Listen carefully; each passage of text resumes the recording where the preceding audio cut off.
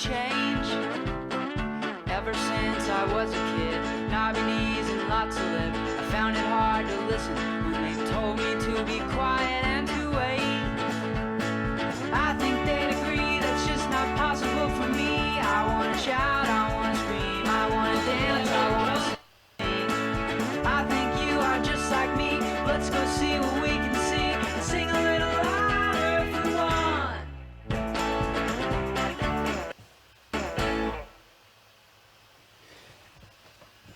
Hello and a very good afternoon it is to you, and today we're going to be looking at how to get better pictures from your camera. Now I'm hopefully not going to echo back because I've got a whole bunch of stuff that I keep hearing myself in, so a bit of a trial and error thing going on here. So hopefully this will sort. So anyway, I'm Rick Bronx and I'm from Satirize Media, and I can do fancy things with PowerPoint and this and all that. So we're going to do shooting for the stars today. So let us crack on and settle. The first thing I'd like to get across actually and start talking about is that you don't actually need loads of expensive kit. So I will talk about some of the stuff that you can get and look at, and I know that this morning Angela has had a dig deep into a kit bag, so we're not going to do a kit review or anything like that. We're going to kind of take a look at using what you've got better and how to get better results from it.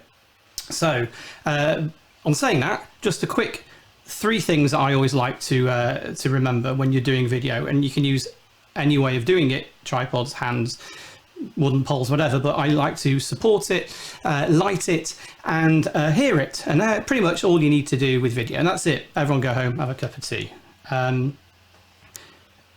Before we start talking about how to get better video, I want to try and talk about some boring techie stuff in a non-boring, non-techie sort of way. So if we are talking about setting up cameras and all that kind of stuff, then it all comes down to talking about data rates. And I like to think of data as pipes, and the fat pipes. So let me explain.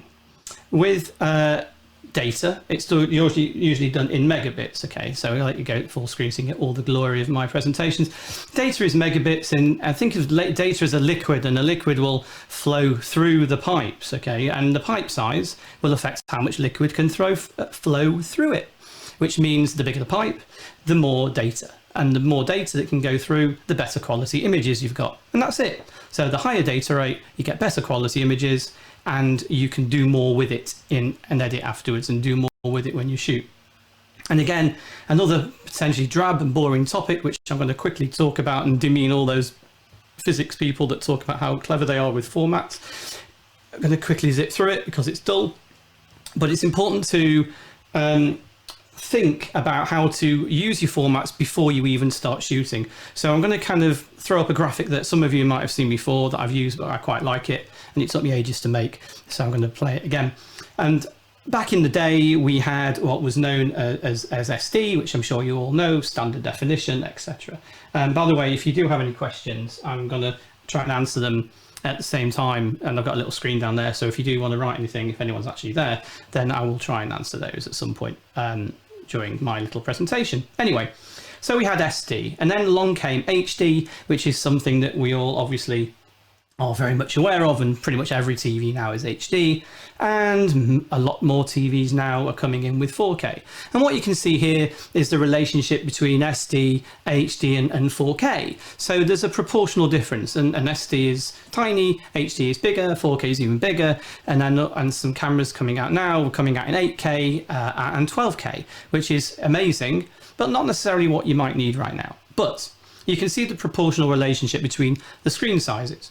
So all of these screen sizes are sort of in relation to each other, and you can see that 4K is roughly 4 times bigger than HD. So you can get 4 lots of HD pictures into a 4K size frame. Now this is kind of important because to shoot, and you'll figure out how to shoot, you might want to start shooting in a format and a frame size that's higher than what you would want to, because let me explain. And it's my favourite chap playing guitar somewhere in France. So here is a 4K, if you like, a 4K screenshot, and we'll make that full screen so you can see. And if I drop in what is an HD size frame on top of it, what would happen in an edit suite is one of two things. It would either shrink the whole image to fit inside the frame, or you can move the cropper like around the frame. So you could have it here, you could have it here, you could position your edit frame around the window. Now this is assuming you're going to be editing a 4K video in an HD timeline. And funnily enough, I'm going to do some stuff on editing tomorrow. So if you want to catch that, and I'll actually demonstrate this live, God help me, then we'll see how that works out. But you'll see how it physically works. But if I was doing this, I would probably settle for something a bit like this. So we've got a 4K frame and nice little crop of the chap's head. All right, so let's move along. Now you've got that, easy. Shooting tips, which essentially is what we're due to talk about. So bearing in mind we've got our formats, we've got our data rates, let's get some tips about how to shoot stuff.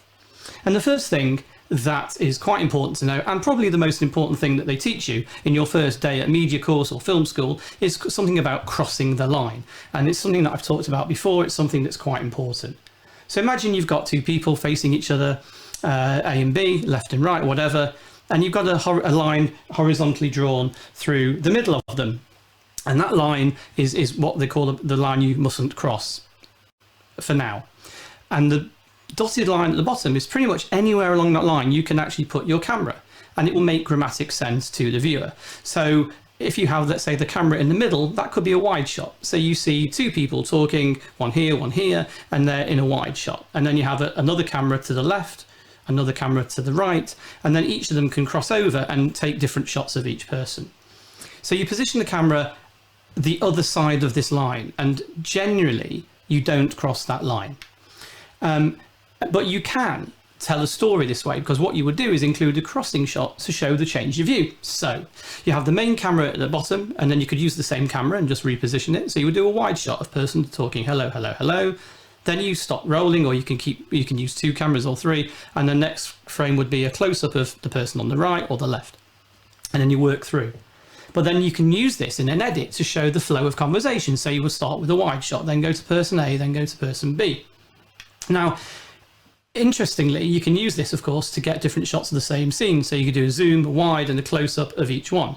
Now, with this, the way of thinking about this, if you're watching a football match, so if you're going to go and settle down and watch some games this weekend, you notice the cameras always tend to be on one side of one edge of the pitch. So the football gantry, the TV gantry is always on the edge, and then the game is going on in front, obviously. And the cameras will move from left to right and right to left, and that's how the game will flow. And you know, my team are going from left to right in this half, and then the second half they're going to go from right to left. But what happens is if you then flick to the other side and shot backwards, opposite direction, the people wouldn't really know. It confused the brain. And often they do that in tennis and other sports. They actually put reverse angle because they need to tell the viewer that you've flipped over the other side of the pitch. And that's quite important because the brain needs to get a concept of space, and it's something to remember when you're shooting. Of course, you can break the rules, and filmmakers do break these rules. But in terms of sort of corporate documentary and things like that, you want to just make sure that, you know, the audience and the viewer can get who's talking. So if the person on the left is the boss and the person on the right is someone in HR, then you want to know who's always going to be on that side, so the brain will accept it. All right. Got it? Now, the next thing, before we get rolling almost, is something you might have heard of. It's about the 180-degree rule, or more commonly known as getting that cinematic effect. And basically what it means is the way you set your shutter speed is going to affect how your images play out. So that's gone too soon. Let me just explain the 180-degree rule. So if you are having a frame rate of 60 frames a second, you would want to set your shutter at 1/120. Most cinematic, if you want to call it cinematic, and cinematic by that I mean it's not video-like effect. So even here, it probably is quite smooth and fine if you're shooting maybe a conference or something. If you want to kind of have that cinematic blur, which is a little bit of the judder when the camera pans or moves, then you want to kind of work to about 25 or 24 in cinema terms, but 25 frames a second most cameras do. In which case you'd want to set your shutter speed That's an awful thing to do. Don't do that. Don't shutter on your shutter. Set your shutter speed to be about 1/50th or as near as you can. And likewise, if you want to shoot at 50th of a second, set to be 100. So your shutter speed should be double what your frame rate is if you want that more slightly less pure video effect. And that's pretty much pretty much get that 180 degree rule. Anyway, so the things to remember before you shoot is to get it right in camera. And video isn't like raw photos. You actually have to, you can get raw video now, but that's a whole new ball game. And I'm guessing that most people just kind of want to get cracking and not worry about having to, figure out raw video. And it's not that common, but it's still better to get it right in camera because it's not the same as a raw photo. It's 1, 20, 30, 40 megabyte file. You're talking about gigabytes or terabytes of information, and you don't want to have to try and correct for things that aren't right in your video. Manual focus is usually best. Lots of new cameras that have come out now, some fabulous Sony things, and my Lumix is pretty good at it, and most mirrorless and DSLRs now have really good continuous autofocus for video. But professional cinematographers, for sure, and documentary makers will tend to use manual focus because they can control the camera rather than the camera control you. There are times when autofocus is fantastic if you're moving around or on a gimbal or something. But if you're setting up a shot, the best thing to do is to set the camera. You can use autofocus to focus the camera and then flick it to manual so it doesn't drift. Because if you're interviewing two people and they're sitting down, there's not going to be much focus change between them. At the same time, you want to steady the camera, and you can use, the same way you would do when you're taking stills. Check the audio as well, of course, because a little bit later this afternoon, I'm doing a session on audio, and that is quite important for video. It's as important as the pictures. So if you're recording audio, even if it's natural, even if it's not natural sound or people talking, do a sync clap or give yourselves the clap, which it's a bit awkward, but you want to check the audio. So if you're recording, even if you're recording on your iPhone with a little plug-in microphone, you do a clap so that the audio on camera, you can then match it with the audio in your off your separate recorder, or even some sound mixer or something like that. So always try and think about the sound. That's a whole new session. We'll talk about that later. Lock the white balance and exposure too, and this also applies if you're shooting on an iPhone. You don't want the white balance to be drifting as you're shooting, certainly if you're moving the camera. And if you use auto white balance, no matter how good the camera is, at some point it could change in the middle of a shot. And that's really hard to correct in post, because then you have to start doing keyframes and doing complicated things to ride out that white balance, and you don't want to do that. So set the white balance, and then you can kind of take a grey card like you would do with stills photography and check your white balance, and also leave the exposure. And because riding the exposure can sometimes be actually worse than just leaving it, or make sure you're trying to shoot in an area where the brightness levels aren't going to change. It's to kind of try and control the light a bit where you're shooting. If the sun's in and out, then you're going to have to do something, but it's best to leave it if it's just changing here and there, because that little bit here and there you can change in edit afterwards.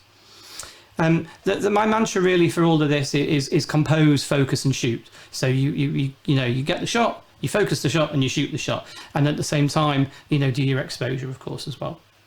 And then with the compose, focus, shoot, think of the shots. So wide, then mid shot, then close up, and you kind of do that as you go through. It's become a bit of a thing these days, I guess, to shoot wide open, and that's nice because you've all gone out and spent a lot of money on fast lenses, and they're beautiful 1.4, 2.8 lenses. However, it's not actually, I don't know why I'm moving around so much. It's kind of a bit weird. I'm not used to standing when I do these streams. I'm sitting down, so I've kind of found a new freedom in my feet. And I know David, if you're watching, Sennheiser David, likes my little dances. Anyway, you don't have to shoot wide open, which means that when you're doing an interview, it might not necessarily be needed to shoot at 1.4, because you don't need that beautiful out of focus bokeh, depth of field, whatever. Just best to actually get the shot in focus and sharp. And you don't necessarily need the person's eye to be in focus, but their nose not to be, unless it's me, in which case you probably would. But think about that, because you're making a lot of work for yourself by keeping the lens wide open. Anyway, f4 and maybe even higher would be great. Okie dokie. So we briefly touched on this before. I'm just going to briefly talk about frame rates. Again, just like with the formats that you shoot, when you're shooting in 4K or if you're 8K if you want to, it can help you in an edit. And we're going to have a look at this a little bit. I've got an example if the internet gods are on my side.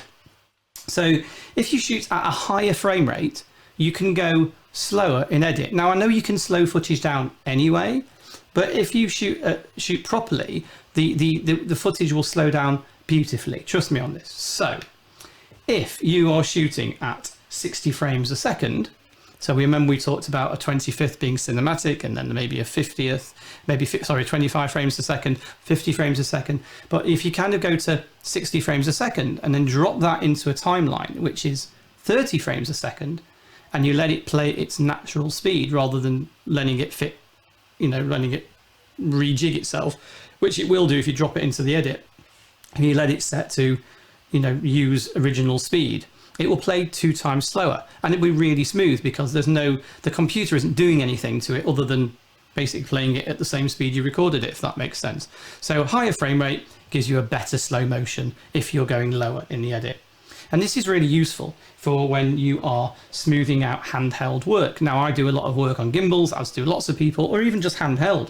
So if you've got some stuff at 60 frames a second, you're playing at 30, it's going to take a lot of camera shake away. And couple that with the camera's probably fantastic stabilization it's already got, you can probably get away without using a tripod for lots of stuff if the situation lends itself to that. Right, that's that.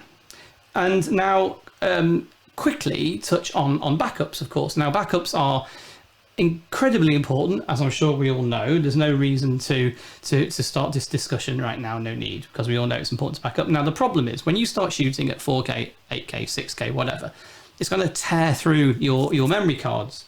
And once it tears through that memory, you then either, usually you're going to back them up or you can put some new cards in. And what you find is that when you get to the higher film rates, the higher data rates that we spoke about before, those the fatter pipes. I want to use that. When you start using the fatter pipes, the memory is going to get caned basically on your cards. And when you start looking at memory cards that can take the 4K, 8K, 6K, whatever, I don't know why I keep going out of order, 4K, 6K, 8K, or even higher, they're going to run into, they're not just like 30, 40 quid SD cards that you might use in your stills camera. You're going into hundreds and possibly up to, £1,000 or more for memory cards. So you can't keep a library of them in your pocket, really. It's not cost effective. But what you can do is you can look at getting a device which will do that backing up for you. And I use, in my working life, I use one of 2 devices. Essentially, they do the same thing. They make backups, but they do it in a slightly different way. And it's worth looking at because it's one of those investments which you make, and then you then don't have to kind of worry about buying more memory cards because this, it's an initial great outlay, but then you don't have to buy tons of memory cards, which will cost more than the device eventually. So the first one is what's known as a NAR box. This is a very clever device, especially if you are doing a lot of work on the go, because it can hook into an iPad. It's a wireless box, so you can examine the footage through a wireless browser, so you can see the clips. You can even import you can make the clip selection on the app and then import them into a mobile edit app too. But the best thing about this device is that you can just you can throw in a CF card or an SD card, and it will verify it and back it up into an internal SSD. It's got a battery inside, and you can see it's pretty rugged. It's weather resistant. You can throw it around. It's basically a hard drive with a screen, but it verifies and checks your data too. Now, the only other device I use, if I'm not doing anything that I need, let's say use an iPad and editing super fast, is the Nexto D, which I've put my own hard drive in there, and I've got, I think, like a couple of terabytes or something. And the device itself has got a little screen. Similar principle, you put the memory card in to, I think there's 2 SD slots, there's a micro SD, I got one which is CF Express, or whatever they're calling it now. Excuse me, not COVID. And that works remarkably well. But you can also, with this device, plug another external hard drive in. So you're backing up, it's verifying, and it has its own verification programs, and you can see the data come back off the screen. So that's going through, and you can see the pictures flick up, and it's verifying the data. And at the same time, you can be backing up to yet another SSD device if you want. Which at that point, I would say it's safe to say, you can probably just delete your memory cards and carry on shooting. But the great thing is you could take a memory card out, it backs it up incredibly quickly. Because if you've ever tried to kind of offload footage to a laptop in the middle of a shoot and try and drag all this across, even with Thunderbolt 3 and stuff, it can take forever because it just is painful. And then you have to take your laptop on the shoot just to back up footage, and you have to drag it to your laptop, and then from your laptop you got to drag it to another hard drive. This kind of takes out the middleman, so you don't need to haul your laptop around. You could take your iPad with a NAR box and use that, of course. Anyway, that's backups. Always backup, we know that. Now what I want to show you now is actually a little video that it's all gone black. That's meant to be. Don't worry, you've not lost the connection. Have a watch of this, and then I'll break it down and talk about it afterwards.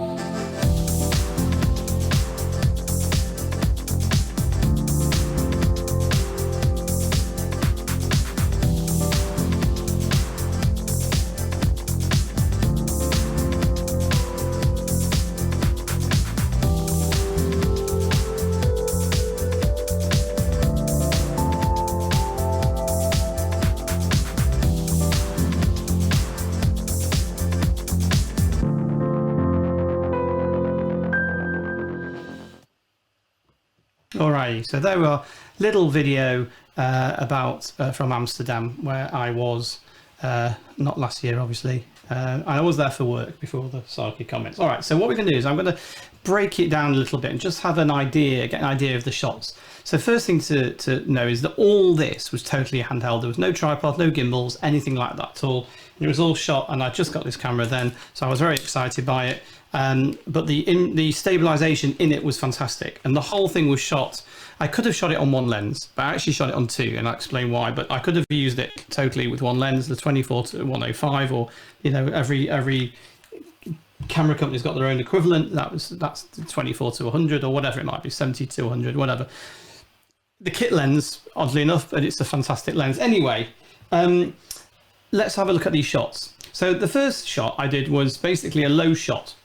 Now a low shot adds interest and a sense of busyness to the scene. So let's just have a watch of that and see what I mean. You can see all the kind of bikes rushing forwards, and if it was higher up and kind of eye height, it wouldn't have the same sort of impact. So you're kind of bringing the viewer into the scene. And the next shot here is where I like to use natural objects to transition. I spelled that right, yeah. To transition between cuts. Rather than using wipes or something on an edit suite, you use it to sort of move from one scene to a next, or one shot to the next. And there you can see the tram goes across the screen. And if you imagine the shot before it, and you're kind of revealing the city or the town, whatever, behind it.